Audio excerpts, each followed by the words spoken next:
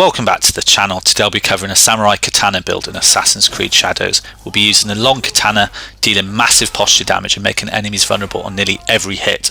This build is great for devastating large crowds with near instant charged posture attacks, making them vulnerable. We can take out tough enemies such as Samurai Daishos and even Guardians with only 2 or 3 hits.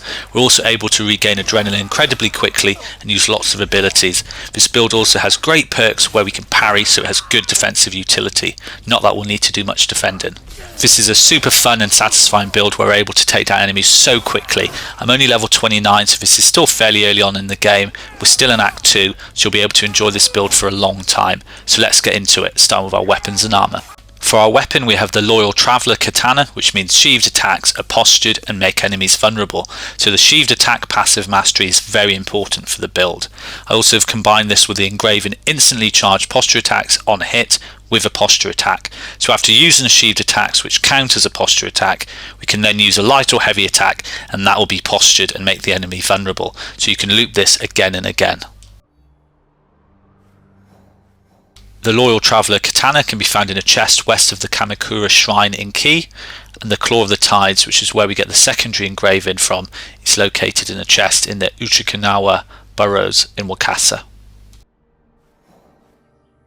For our headgear, I'm using the Protector's Helmet, which deals 50% damage to the attacker on a parry. I've also engraved automatically perform a weak point attack on a successful parry. Both these engravings help us get on the front foot after defending.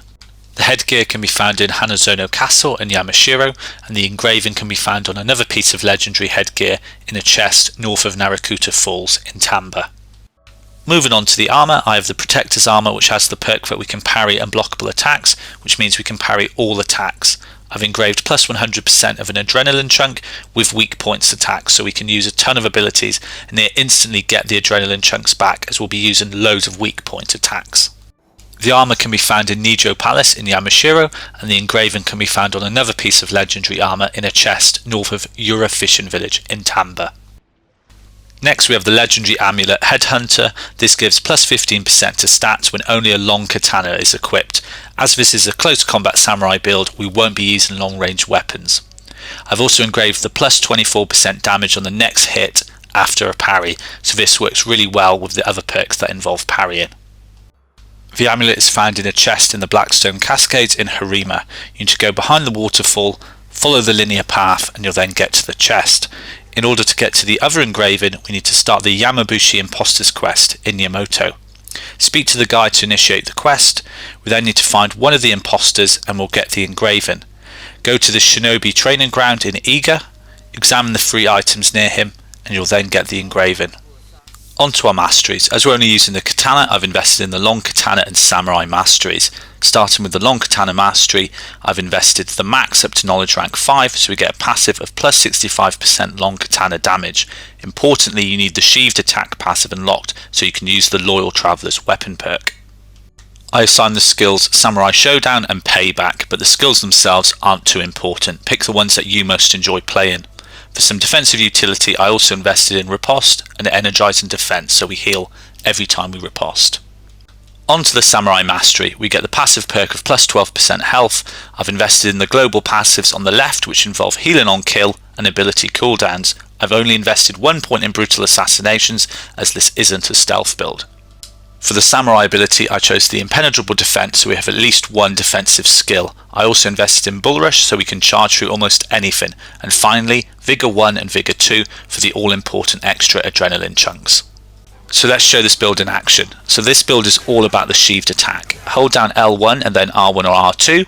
When you see the katana glow, release the attack and it will perform the sheathed attack as a posture attack.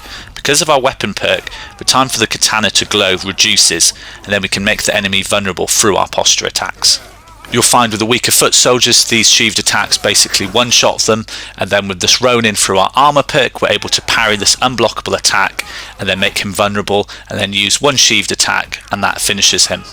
On tougher enemies like Guardians, we'll wait for this katana to glow. It's got huge range, and then in 2 hits the enemy's dead there.